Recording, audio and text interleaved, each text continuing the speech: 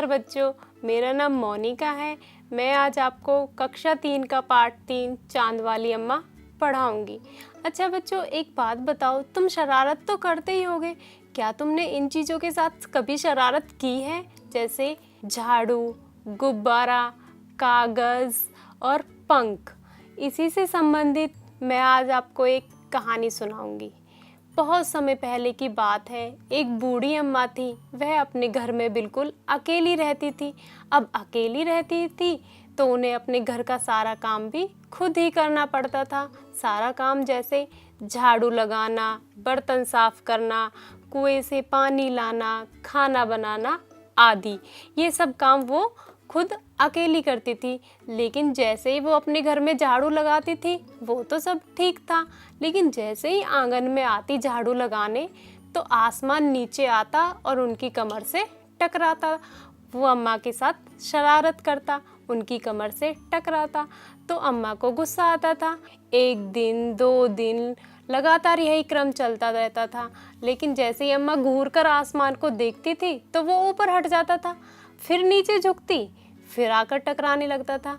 एक दिन अम्मा कुएं पर पानी भरने गई। वहाँ उनका किसी से झगड़ा हो गया। अब पानी को लेकर अम्मा का झगड़ा हुआ था तो वो गुस्से में थी। वो जैसे ही घर आई, झाड़ू उठाकर आंगन में गई और जैसे ही झुकी, आसमान फिर उनकी कमर से आकर टकराया। लेकिन अम्मा तो उस दिन थी गुस्से में। अम्मा ने आव देखा न ताव और कसकर एक झाड़ू आसमान में दे मारी। आसमान झट से हट गया, पर आसमान अपनी आदत से मजबूर था। वह फिर अम्मा के झुकते ही टक्कर मारने लगा। अम्मा ने फिर पूरी ताकत से उस पर वार किया। किस पर वार किया? आसमान पर। आसमान को शरारत सूझी। इस बार उसने झाड़ू पकड़ ली। उधर अम्मा भी झाड़ू पकड़े और इधर आसमान भी झाड़ू पकड़े। आसमान झाड़ू छोड़े ना, नीचे से अम्मा झाड़ू छोड़े ना। आसमान झाड़ू को लेकर ऊपर उठता चला गया। अम्मा भी नीचे से झाड़ू को पकड़े हुए आसमान के साथ साथ ऊपर उठती चली गई। अम्मा को गुस्सा आया और बोली, इसको छोड़ छोड़। उसने नहीं छोड़ा। अम्मा को क्यों गुस्सा आ रहा था? अम्मा ने बोला, क्योंकि मेरे पास केवल एक यही झाड़ू है। आसमान ने झाड़ू खींचना नहीं छोड़ा। अब वह झाड़ू के साथ ऊपर उठने लगा। उसके साथ साथ झाड़ू पकड़े हुए अम्मा भी ऊपर उठने लगी। वह चिल्लाई, मुझे छोड़ दे, मुझे छोड़ दे। लेकिन आसमान ने झाड़ू को नहीं छोड़ा। अम्मा अब झाड़ू नहीं छोड़ सकती थी। क्यों नहीं छोड़ सकती थी? क्योंकि वो बहुत ही ऊंचाई पर पहुंच गई थी। तभी उसे वहां चांद दिख गया। झट अम्मा ने पैर बढ़ाया और चांद पर चढ़ गई, पर उन्होंने वहां अपनी झाड़ू नहीं छोड़ी। यदि चांद उसकी मदद करेगा तो मैं हार जाऊंगा। बच्चों बताओ, किसकी मदद करेगा? अम्मा की। तो आसमान ने अम्मा को चांद पर ही रहने दिया। ऐसा सोचकर उसने झाड़ू छोड़ दिया। किसने झाड़ू छोड़ दिया बच्चों? आसमान ने। तब से लेके आज तक अम्मा वहीं चांद पर झाड़ू लिए बैठी हैं। अच्छा बच्चों, उम्मीद है आपको ये कहानी बहुत ही अच्छी तथा मज़ेदार लगी होगी। तो चलते हैं आगे इसके अभ्यास कार्य की ओर। पहला अभ्यास कार्य है, हम सीखेंगे इसके कठिन शब्दार्थ। जैसे पाठ में कुछ कठिन शब्द आए हैं ना, हम उनके अर्थ जानेंगे। नंबर 1 है परेशानी। परेशानी मतलब समस्या। नंबर 2 है तंग। तंग मतलब परेशान करना। जैसे आसमान रोज बूढ़ी अम्मा को तंग करता था। नंबर 3 है रोज। रोज मतलब प्रतिदिन, हर रोज। नंबर 4 है दोबारा। दोबारा मतलब दूसरी बार। नंबर 5 है अनुसार। अनुसार मतलब की तरह, किसी भी चीज की तरह, उसको हम बोलते हैं अनुसार। नंबर 6 है वार। वार मतलब हमला। नंबर 7 है शरारत। शरारत मतलब शैतानी। जैसे आसमान अम्मा के साथ शरारत कर रहा था, हम उसको शैतानी करना भी बोल सकते हैं। नंबर 8 है सहित। सहित मतलब किसी के साथ। जैसे अम्मा झाड़ू के सहित ही ऊपर उठती चली गई। सहित मतलब होता है किसी के साथ। नंबर 9 है झट से। झट से मतलब एकदम। आइए बच्चों, चलते हैं अगले अभ्यास कार्य की ओर। इसका अगला अभ्यास कार्य है, इसके पाठ में आए कुछ प्रश्न उत्तर।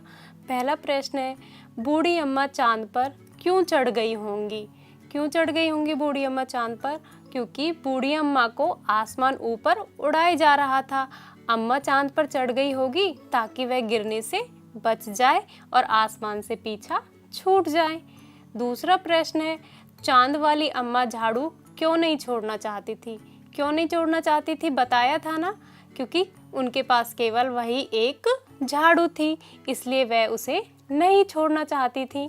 तीसरा प्रश्न है, चित्रों को देखकर बताओ कि अम्मा के साथ कौन कौन रहता होगा। पाठ में कुछ चित्र है ना, आपने देखा, तो बूढ़ी अम्मा के साथ कौन कौन रहता होगा? तो बूढ़ी अम्मा के साथ रहते थे बिल्ली, चिड़िया, कबूतर व आसमान। ये सब बूढ़ी अम्मा के साथ ही रहते थे। आसमान बार बार आकर अम्मा की कमर से क्यों टकराता था?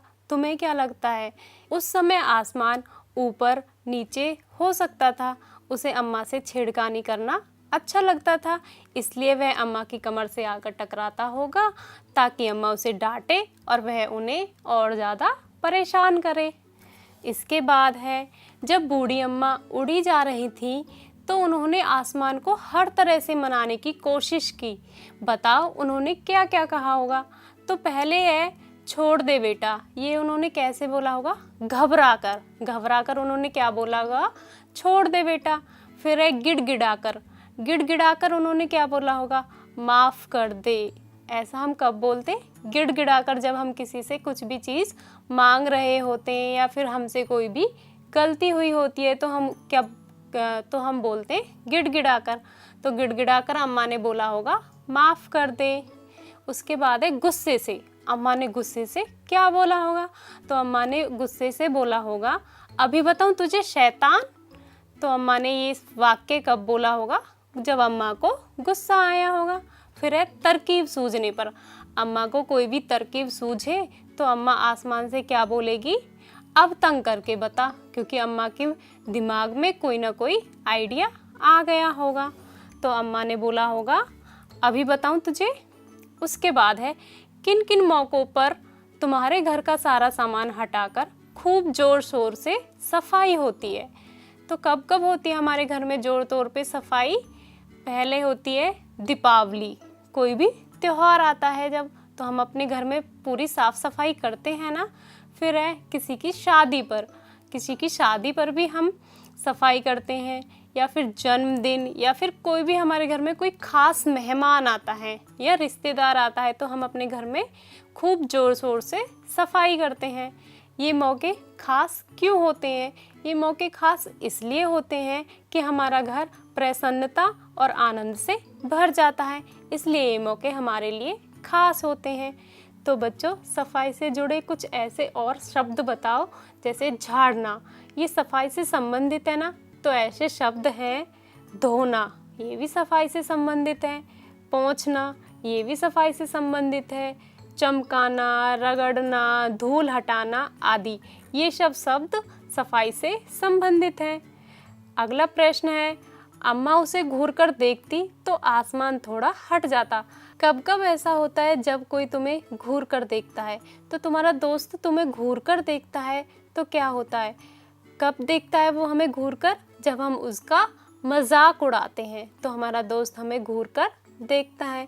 अगला है, मेरे पिता मुझे घूर कर देखते हैं। कब देखते हैं? जब हम किसी के सामने जिद करते हैं। फिर है, मेरे शिक्षक मुझे घूर कर देखते हैं जब मैं पढ़ाई के स्थान पे कुछ और काम कर रहा होता हूँ। फिर है, मेरी बहन या भाई मुझे कब घूर कर देखते हैं? जब देखते हैं जब हम उनकी कोई बात नहीं सुनते हैं। फिर देखो, रस्साकसी के खेल में दो टोलियों के बीच खूब खींचातानी होती है। कुछ और खेलों के नाम लिखो जिनमें दो टोलियाँ खेलती हों।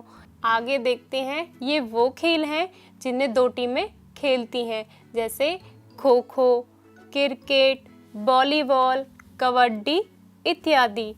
अब देखो, अगला कार्य है, बूढ़ी अम्मा अकेली रहती थी, उन्हें घर का सारा काम अकेले ही करना पड़ता होगा। उन कामों की सूची बनाओ जो उन्हें सुबह से शाम तक करने पड़ते होंगे, और यह भी बताओ कि तुम्हारे घर में ये काम कौन करता है। तो बूढ़ी अम्मा के काम थे जैसे पानी भरना, तो आपके घर में ये कार्य कौन करता होगा? ये कार्य करते होंगे आपके माता पिता या फिर घर का कोई भी बड़ा सदस्य। अगला कार्य है सफाई करना। तो आपके घर में ये काम कौन करता है? हमारे घर में ये काम करते होंगे, आप बताओगे इस कार्य, जैसे सफाई वाली या फिर माता पिता या फिर अन्य कोई बड़ा सदस्य।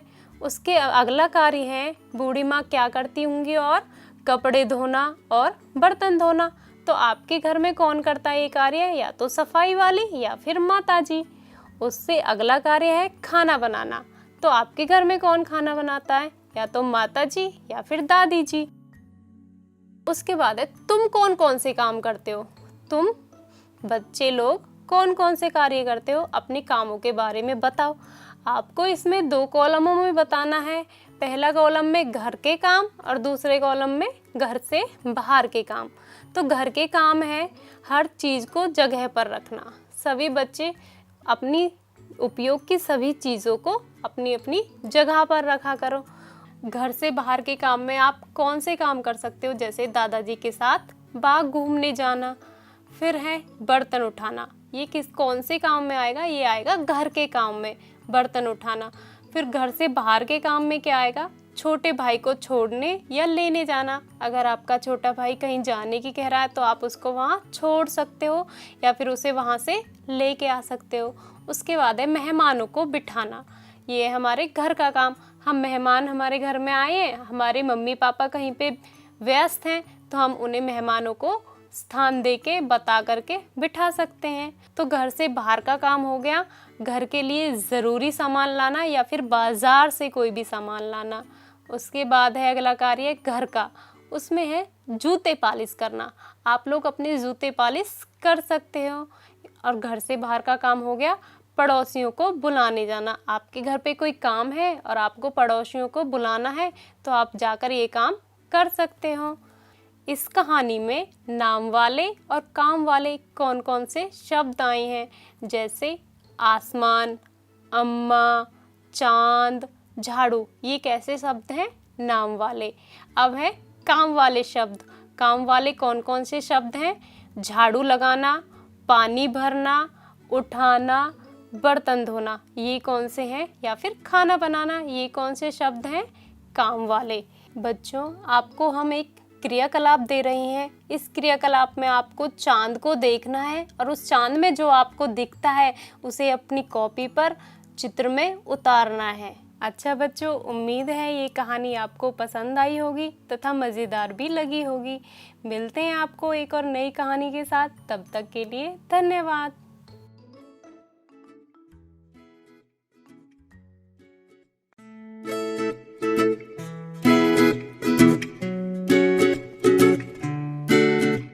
नमस्कार बच्चों, मेरा नाम मोनिका है। मैं आज आपको यहाँ पे कक्षा 3 का एक अध्याय सूरज और चांद ऊपर क्यों गए पढ़ा रही हूँ।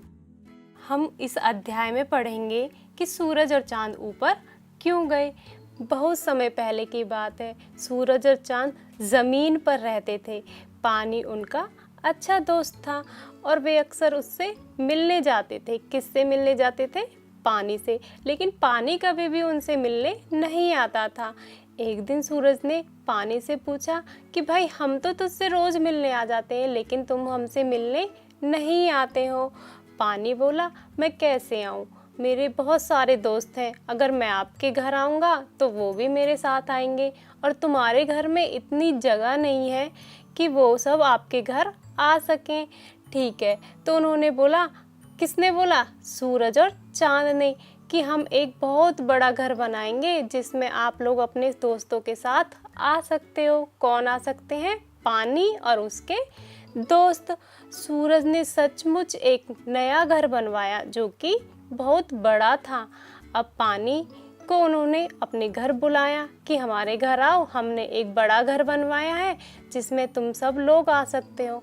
पानी ने बोला ठीक है। पानी एक दिन अपने सभी दोस्तों के साथ सूरज के घर जा पहुंचा। सूरज से बोला कि हम लोग अंदर आ जाएं। सूरज ने बोला हाँ हाँ, क्यों नहीं, आप लोग अंदर आ सकते हो। तो पानी अपने दोस्तों के साथ सूरज के घर पहुंच गया। जैसे ही पानी अंदर पहुंचा तो सूरज और चांद के घर तो अंदर पानी पानी हो गया। देखते ही देखते घर में इतना पानी भर गया कि वो उनके घुटनों तक आ गया। घुटनों के बाद सिर तक पहुंच गया और पानी में तरह तरह की मछलियाँ, पेड़ पौधे, कुछ जानवर भी थे जो पानी के साथ रहते हैं या पानी के अंदर ही रहते हैं। तो सूरज और चांद पानी को देख के छत पे जाके बैठ गए, लेकिन पानी तो इतना भर गया था कि पानी छत पर भी जा पहुंचा। इससे सूरज और चांद ने सोचा क्यों ना हम आसमान पे चलें। तो सूरज और चांद आसमान पर पहुंच गए। आसमान पे रहना उन्हें इतना अच्छा लगा कि वो दोबारा ज़मीन पर नहीं आई। इससे हमें पता चलता है कि सूरज और चांद आसमान पर क्यों गए। अच्छा बच्चों, अब हम कहानी में आए कुछ कठिन शब्दों के अर्थ आपको बताएंगे। जैसे पहला शब्द है ज़मीन। ज़मीन का अर्थ होता है पृथ्वी या धरती। नंबर 2 है दोस्त। दोस्त का अर्थ आप सब जानते होंगे, लेकिन फिर भी हम दोस्त को दूसरे किन नामों से पुकारते हैं, वो नाम है सखा या मित्र। नंबर 3 है जगह। जगह का अर्थ होता है स्थान, किसी भी स्थान पर। नंबर 4 है जानवरों। जानवरों मतलब पशुओं। नंबर 5 है सूरज। सूरज मतलब सूर्य। नंबर 6 है तमाम। तमाम मतलब सभी। तमाम का अर्थ होता है सभी। नंबर 7 है इधर उधर। इधर उधर मतलब यहाँ वहाँ। नंबर 8 है पसंद आना। पसंद आना मतलब अच्छा लगना। कोई भी चीज़ का हमें अच्छा लगना, उसको हम बोलते हैं हमें बहुत ही पसंद आया, तो इसका अर्थ होता है कि अच्छा लगना। नंबर 9 है सचमुच। सचमुच मतलब वास्तव में। नंबर 10 है घर। घर मतलब मकान, गृह, आप कुछ भी बोल सकते हो। घर का अर्थ आपको पता ही होगा।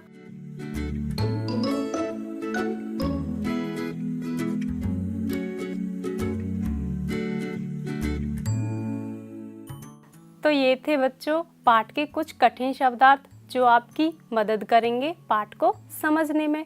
आप इस कहानी को पढ़िएगा पूरे आनंद और उत्साह के साथ, जिससे आपको पता चलेगा कि सूरज और चांद ऊपर क्यों गए।